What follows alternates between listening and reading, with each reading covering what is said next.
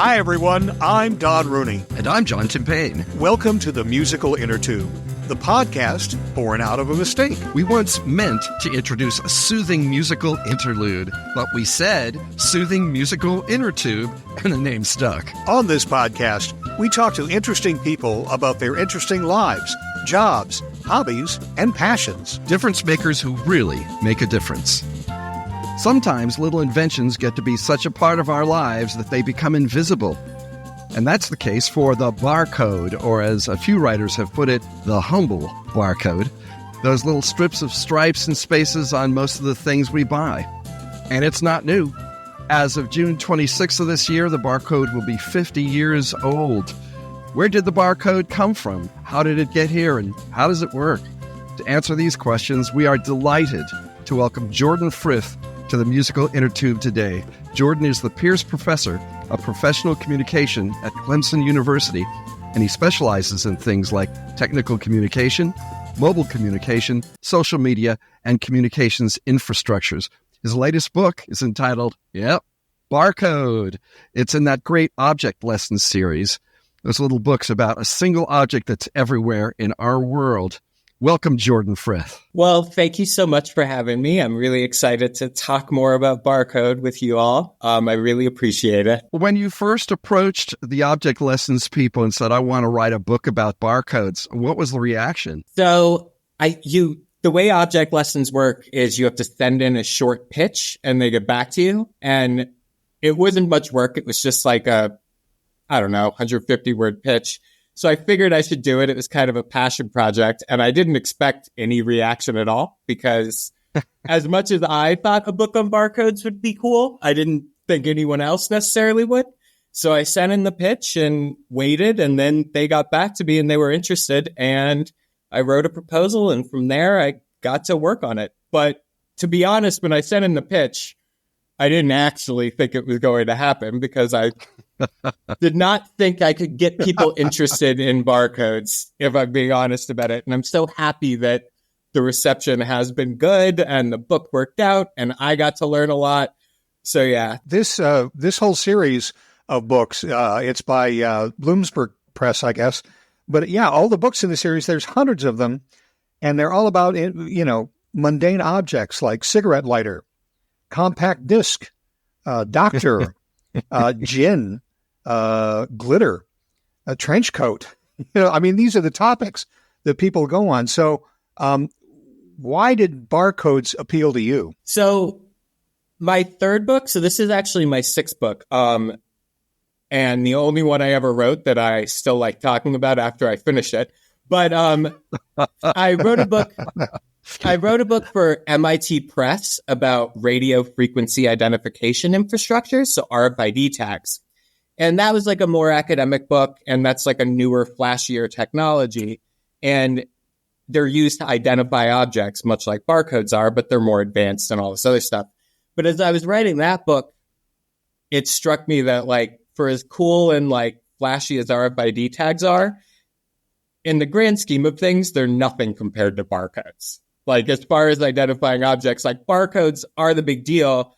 And that was the first time researching that book I'd ever even thought about barcodes for more than a second. Like, because I'm 40 years old. By the time I started shopping, barcodes were literally everywhere. I never gave them a second thought. So it was while writing this other book that I realized I really wanted to be writing a book about barcodes.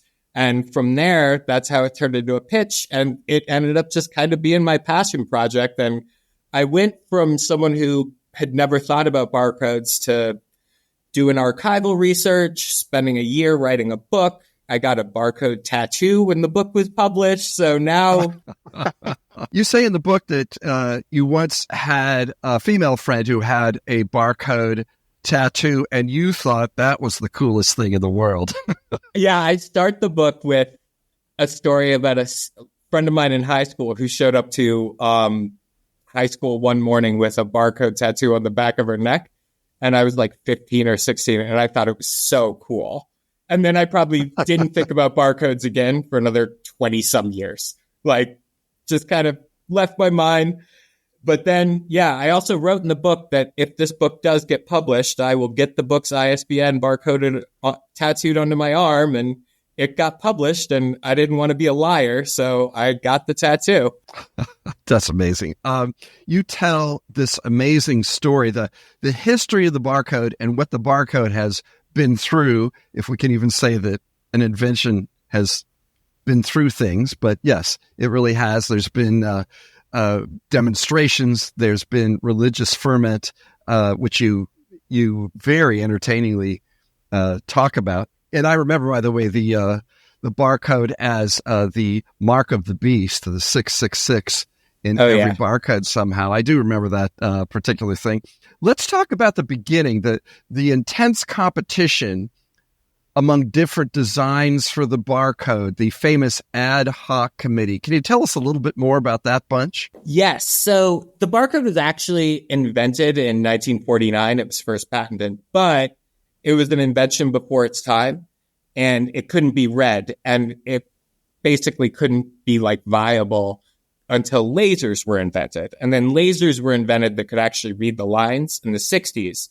So then people started experimenting with it. There was a failed project from the rail industry, but where it really took off was the grocery industry came together, and they decided we need a way to automate checkout and do something with inventory. So they created a committee with the most boring name of any committee ever created, the ad hoc committee.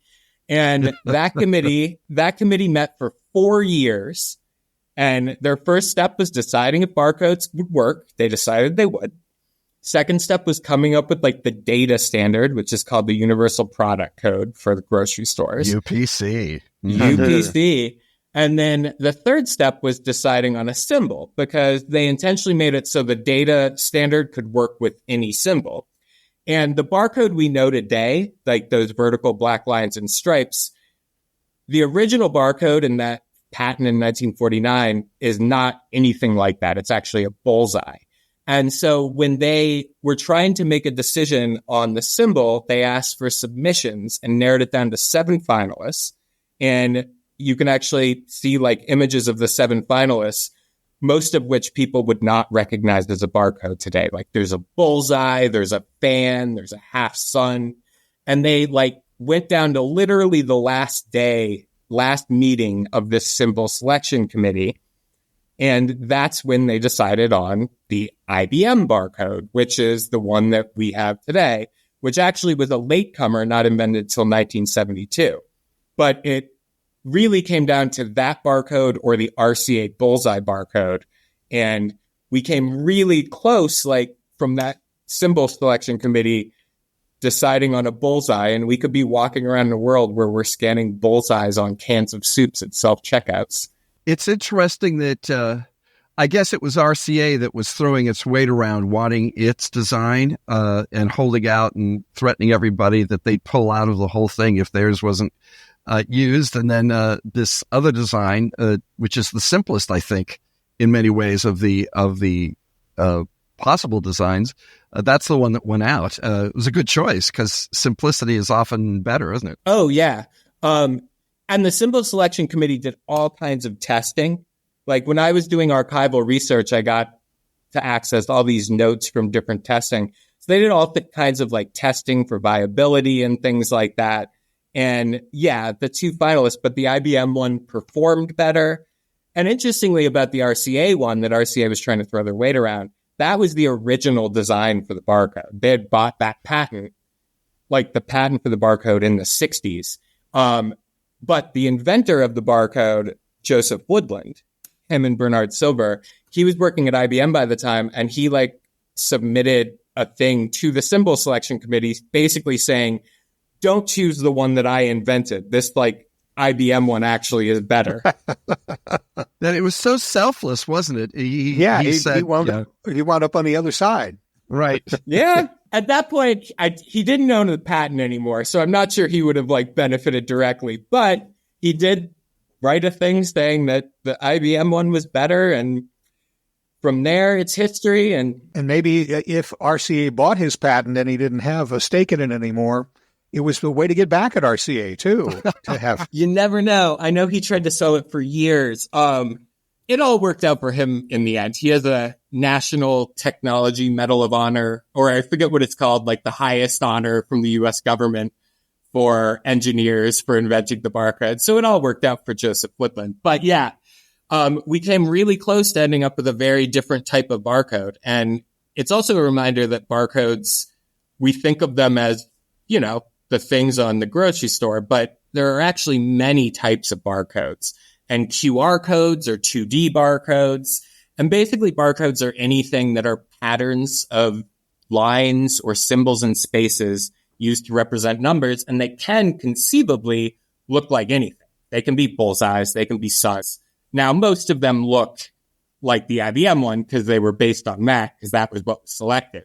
But it could have been different. What about the those you just mentioned QR codes? Those are the ones that we're seeing all the time now, where you can use your cell phones, and TV stations have them, and ads in newspapers and newspapers. Remember those? Other places have them. The mail, the junk mail that you get has a QR code on it where you can get more information. Is that basically a barcode? So QR codes are barcodes. There are two general categories of barcodes. Linear barcodes, which all the data goes in one direction. So that's the barcodes with the lines and spaces. And then there's two-dimensional barcodes where they're read both vertically and horizontally, and they can store way more data. So QR codes are an example of 2D barcodes, but also there are other 2D barcodes, like when you scan a boarding pass, that's probably a data matrix 2D barcode, but they are still barcodes. They're just able to be read in two directions, and they have way more data. And QR codes are particularly interesting because they have a really fun history. They're not new. A lot of people talk to me and they think QR codes are new. QR codes are 30 years old. They were invented in 1994. And I don't know if you remember, they had a moment in around 2008 to 2012 where everyone started pushing QR codes on us with smartphones. And they were such a failure that I write about in my book, because I have a chapter on QR codes, that they became the joke of the technology industry. People were writing books. There's a book called QR Codes Kill Kittens. People were doing stand-up bits. Well, because people were just using them really stupidly. So they were such a failure the first time people tried to push them in the West that they became a cautionary tale in the mid 2010s for technologies nobody wanted. Mm-hmm. At the same time, they were blowing up in China because for years, about well over a decade, they've been the way you did mobile payments in China. But in the West, they became such a failure, and it took basically a global pandemic to bring them back. And they exploded again during COVID for, quite frankly, silly reasons. And it looks like they're now here to stay. And you can get more information and more kinds of information on QR codes. Am I correct? Yes. So the advantage of two-dimensional barcodes is they can just contain more data. So, for example, when you scan one with your smartphone, the data in there is just a URL, but a URL is a lot of digits compared to a barcode you scan at the grocery store is 12 digits. So you could never fit a URL into that. So the advantage of it is you can store way more data, and that data can be, a URL. It could be more shipping information. A business could use it to include things like expiration dates. You can just store more data in those packages to a limited degree. It's still not that much data, but that's the advantage of 2D barcodes. We'll return to our show in just a moment, but first, here's a soothing musical interlude.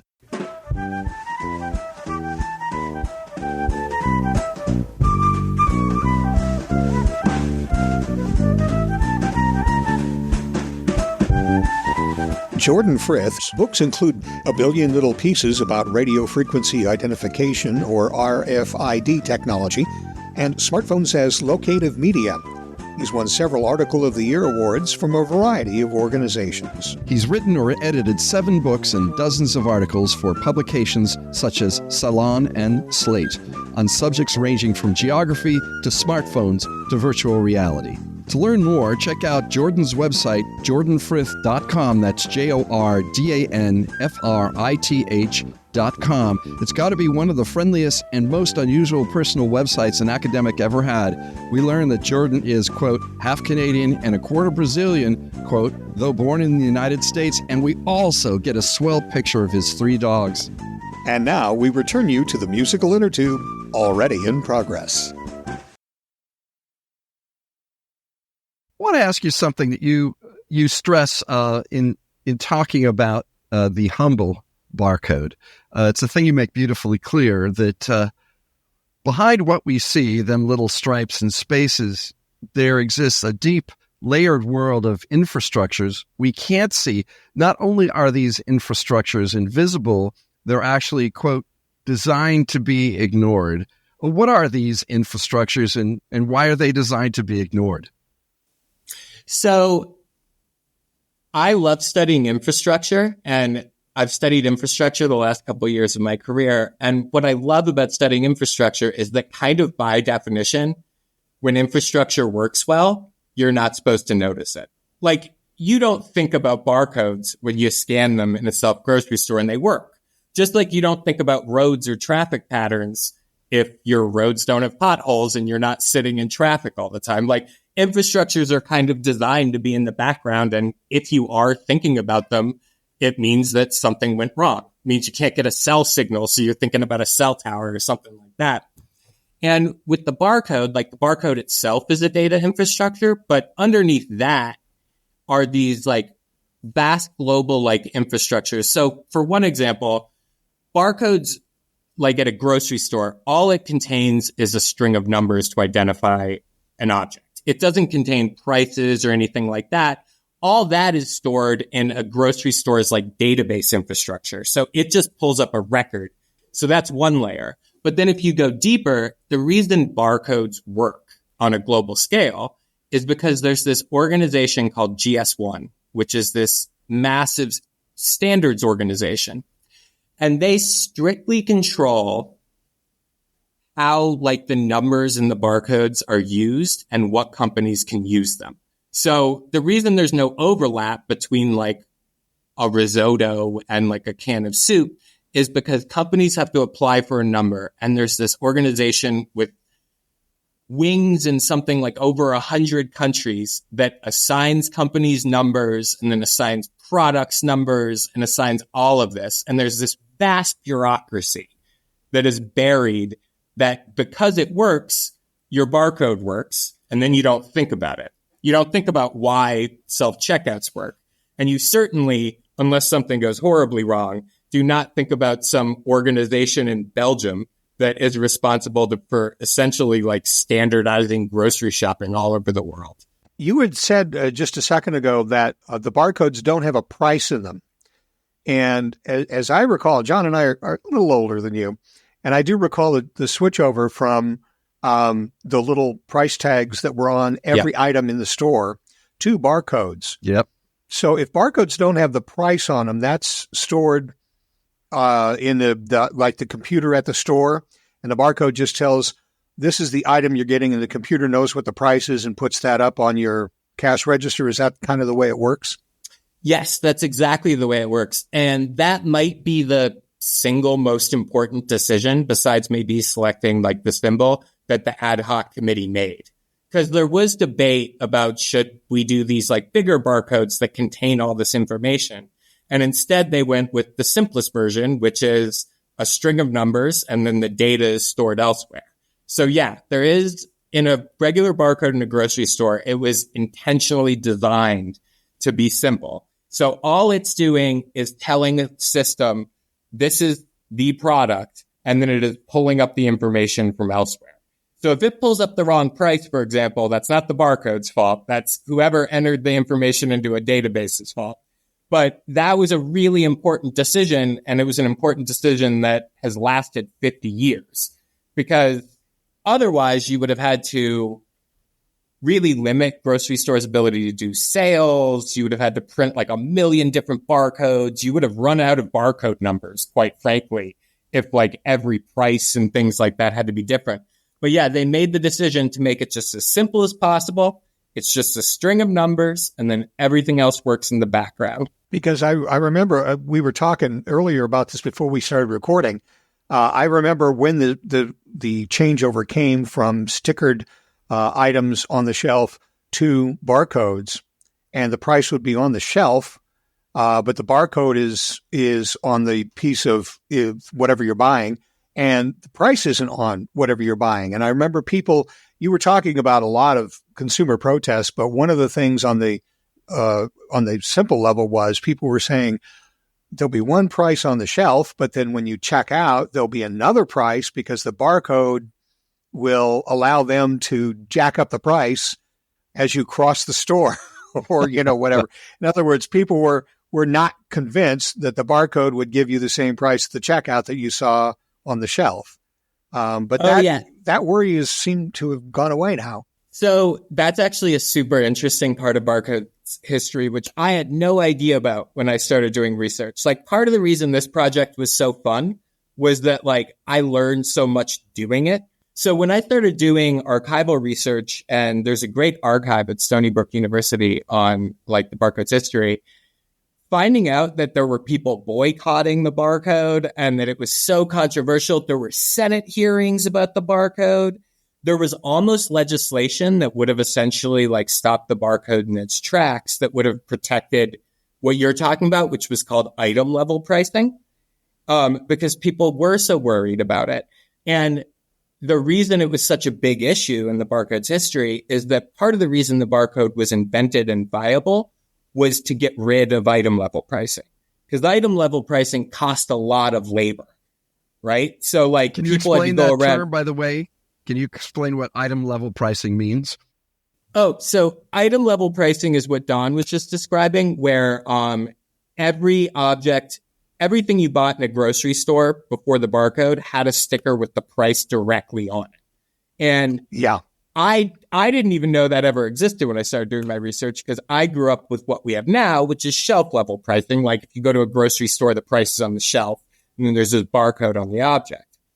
But when the barcode first came out, part of the reason it was invented was to move to shelf pricing, because tagging every item cost a lot of labor, and barcode systems cost a ton of money at the time.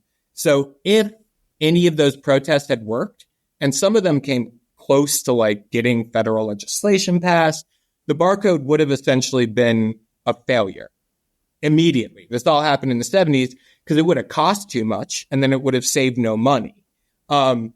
And it kind of died out in the late 70s. And it's a really interesting history, because the ad hoc committee had prepared for all of this stuff. Like, they'd done all this research, they consulted with all these groups, but they did not think consumers were going to care. So reading about, like, that history, they were shocked when these protests started. And particularly when they came up against one woman in particular, a woman named Carol Tucker Foreman, who was the head of the Consumer Federation Association, the CFA at the time. And she was a very powerful person who basically led, like, a national campaign against barcodes in the name of consumers and protecting consumers. And if you read, like, the histories of the barcode, or even, like, people who worked on the ad hoc committee, they, like, will directly say, like, they were prepared for all these eventualities, but they absolutely were not prepared for her, because she went on the Phil Donahue show in 1974 before anyone had even seen a barcode. She went on and she was talking about grocery stores and ripoffs. She did, like, a national campaign, like, trying to debate people. She testified in front of the Senate. She testified in front of, like, a bunch of state legislatures about how consumers were going to get ripped off, and item level pricing needed to stay, and all this stuff. And yeah, it ended up really being probably the biggest danger barcodes had ever faced, because if that had been successful, I don't know that we would have barcodes, because they would have basically just cost a ton of money and saved no money at all. So it's a really interesting thing that I had no idea. The idea that the barcode was ever controversial, by the way, was just the wildest thing to me in my research. Like, people genuinely cared. They, like, really cared about barcodes. Like, they were boycotting. They were testifying places. Like, that was just so wild to me to read about. Well, our culture in the 70s was absolutely saturated in a kind of fear, of that someone was coming to get you, or that larger powers were corrupt, that kind of, you see in that story about the barcode, that writ large, that I think it's not present to us in the same way today. Maybe it should be, but people felt a loss of power. They said, wow, I have to trust that these invisible forces, which we've just been describing, GS1, which sounds like a nightmare machine from a science fiction movie, or the store's computer system. I have to trust all that. And it used to be that I could walk to the market, talk to the farmer, and pay him or her in cash, or not. If it was too high, just walk away and see if the next farmer would get. So there was that sense in the 70s that we were giving up a lot. I'm not defending it. I'm just describing it, Yeah. Oh, for sure. And like, I don't think it was a ridiculous concern. Like, whatever. Like, I tend to not trust giant corporations either. It's just that as it faded away and people got used to it, in retrospect, it just seems so weird. Yes. And if you want to hear a funny story about the grocery industry trying to compromise and failing very badly from a PR perspective, at one point they floated the idea, which really pissed Carol Tucker Foreman off, that they were going to give people grease pencils and they were just going to write the price on every product. And that was going to be the compromise. And yeah. I believe she responded in an interview with, that was the grocery industry's PR version of let them eat cake. So she went full Marie Antoinette on that rather half-hearted compromise from the grocery industry. But obviously it worked out. It's one of those things that, like, I don't think it was ridiculous to be concerned about at the time, but yeah, it worked out. And now it seems strange in retrospect, like a lot of controversies. Well, now, was there a lot of kickback from labor? Because, again, this eliminated the jobs of the people that went through at night and priced everything independently with a little price gun with stickers on it. Yep. Also, as it's turned out, now my wife started her employment career behind the register at a local market, punching prices into the cash register as people brought up their stuff. So there are still cashiers at supermarkets, but more and more supermarkets have self-cashiers where you go in and you just scan the barcode and pay your money and get out. So was there a big unrest of labor losing jobs? Oh, there absolutely was. The retail clerk union protested against the barcode, and they brought it to a bunch of attention because, I mean, by design, the barcode was designed to, like, harm labor. Like, so as I mentioned with item level pricing, it wasn't going to work because it cost too much money if you weren't able to reduce labor. So the retail clerk union, they protested. There were some attempts to, like, ensure some job safety and things like that, but it never gained as much traction as the consumer protests. I think in part because, like, by the mid 1970s, labor had already begun to, like, kind of weaken in this country. And that was also something that the ad hoc committee knew was coming. Like, so unlike the consumer protests that took them by surprise, like, they knew there were going to be, like, protests from the retail clerk union, and they had worked with them to try to ensure, like, saving as many jobs as possible and things like that. But there were certainly protests from labor because there were jobs lost, and it's only continued since then. And then I also tell a story in my book. It happened again in the early 90s with the U.S. Postal Service, where the Postmaster General introduced a barcode sorting system. And it essentially ended up with the loss of, like, over 100,000 postal jobs and became this major fight between the postal union and the Postmaster General. And that was 2 decades later in the early 90s of, like, just automating these jobs through barcodes. So labor is certainly part of the process. Like, barcodes are nothing compared to, like, driverless cars or artificial intelligence as far as like automating labor, but they are an important part of that story. And there are certainly like lots of examples of people being replaced by little laser scanners and little black lines. And that was certainly an issue in the 70s. It was an issue in the 90s. And as you mentioned, like the more and more self-checkouts we have, it just continues kind of down that road. Now, you mentioned rightly that the barcode was always a little bit ahead of its time, that it really couldn't be used until you had lasers that could read the barcodes and computers that could do the data processing that the barcodes would create. And of course, the QR codes, part of the problem was they were pushed so heavily, and yet people didn't really have a good way to read them on their phones for the longest time, and they had to catch up with that. But this is something that you mentioned. And in another way, the barcode is really the first bridge between physical things like a pack of Wrigley's gum or an avocado and the digital world. In a way, is part of the Internet of Things before the Internet ever existed. I'd love to hear you talk more about that. So, as I was doing my RFID research for my book with MIT, RFID is big on the Internet of Things. And the Internet of Things is basically just this concept that everything is going to be like interconnected and able to communicate. So like there are lots of stupid examples like, toasters with Wi-Fi. And I'm like, I don't really know why I need Wi-Fi to toast anything. But then there are lots of useful examples of essentially like connecting objects through like digital information, objects that previously would obviously have no communicative potential.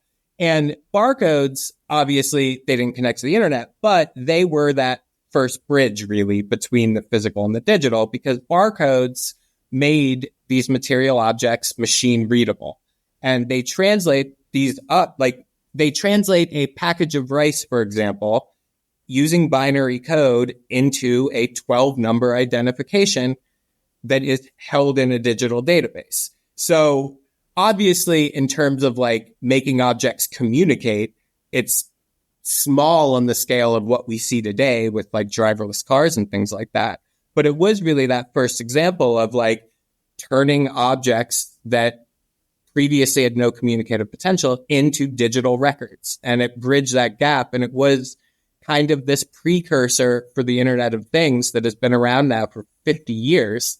And kind of laid the groundwork in a much more simplistic, but a simplistic way that's lasted, way that like we still kind of feel today.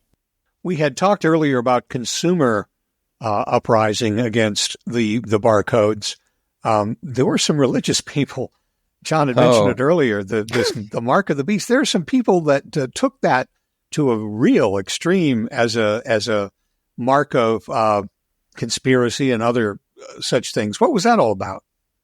So the mark of the beast is from 2 lines. It's amazing. The mark of the beast, like it comes up again and again. It's from 2 lines in the book of Revelation, the last book in the New Testament. I am amazed in my like media studies research that I've had to read the book of Revelations multiple times. That was not a thing. That was not a thing when I was doing my PhD. I ever thought I was going to have to do.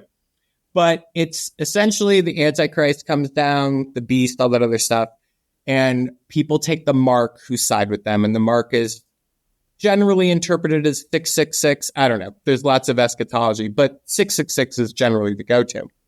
And then when actual like Revelation and apocalypse happens, you really don't want to be someone who takes the mark because everyone else gets raptured to heaven and you're screwed. And through it, that's how it puts it too. That's Oh, totally. That's a quote.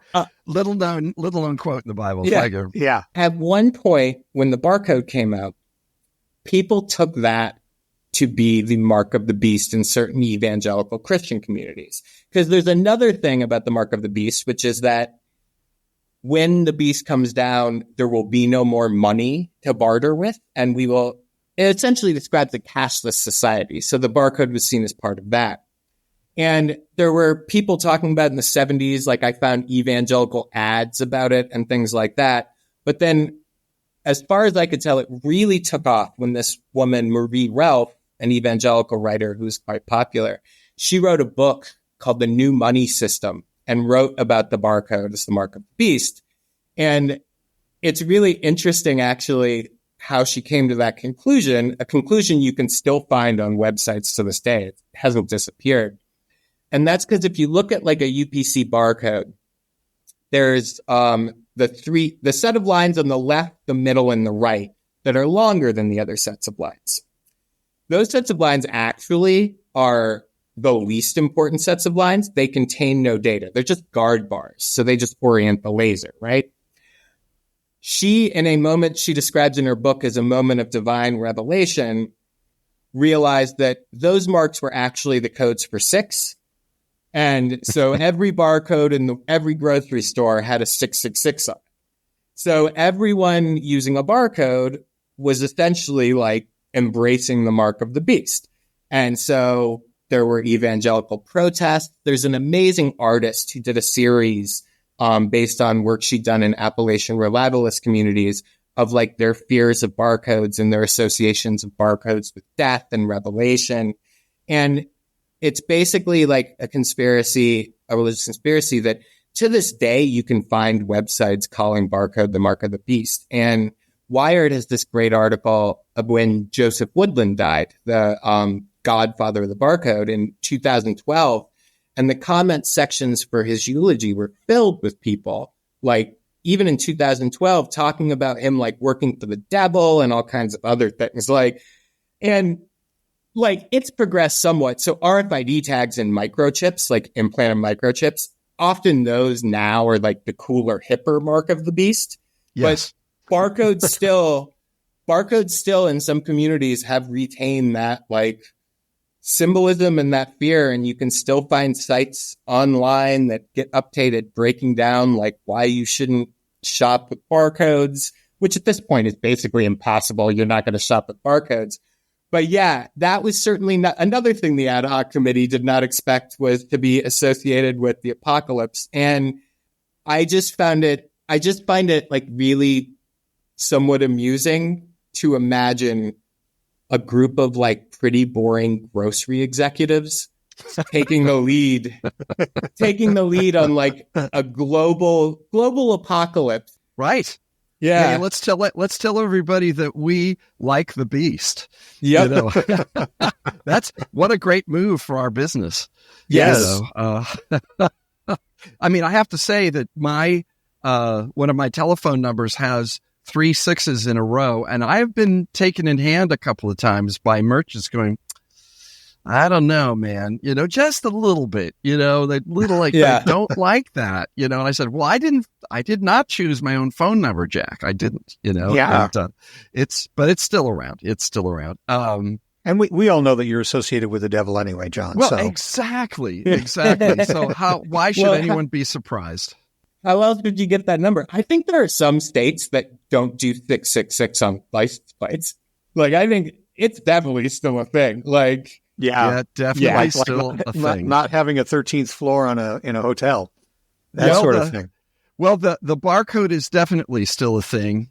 It brings together the paranoia of the 70s, both in terms of labor relations and religion. It brings together the first uprising of the Internet of Things. There's more work for it to do. It's a pretty spectacularly successful invention. And Jordan, thank you so much for coming on the Musical Innertube today and talking to us about probably one of the most successful inventions that we know of. It's used billions of times a day. It's storing all sorts of information. It's telling the beast to get ready in its lair. We can't think of a similar invention in history, but thank you for coming to tell us all about it. It's wonderful. well, thank you so much for having me. This is a great conversation, and I really appreciate it. I just have one other thing to ask you, Jordan. Since you have the barcode for your book tattooed on your arm, can you go into bookstores and grab their scanner and increase your sales?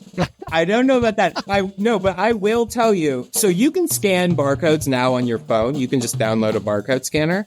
And my barcode tattoo, at least as of now, it won't last forever because it changes. My barcode tattoo, if I scan it in the mirror at the right angle, it brings up my book. So I just want to say a shout out to the tattoo artist for getting those lines correct enough that it actually brings up my book. That will not last forever. I will age, and those lines will look different. But for now, at least, if you scan it on my phone, it will bring up the ISBN for my book. Jordan, thanks a lot for a very entertaining time this afternoon. Terrific. Thank you so much. And thank you for listening to the Musical Innertube. Hey, let us know how we're doing. Send us an email at musicalinnertube, all one word, @gmail.com. Do you know someone with a great story to tell? Let us know. Send us an email or log in to our website, musicalinnertube.com, and click on the microphone in the lower right-hand corner to leave us a voicemail. And while you're on our website, take a few minutes to listen to past episodes of the podcast. They're all there, along with pictures and biographies of our guests, blog posts, and lots more. And as always, our thanks to virtual band Car Radio Dog for providing us with our theme music.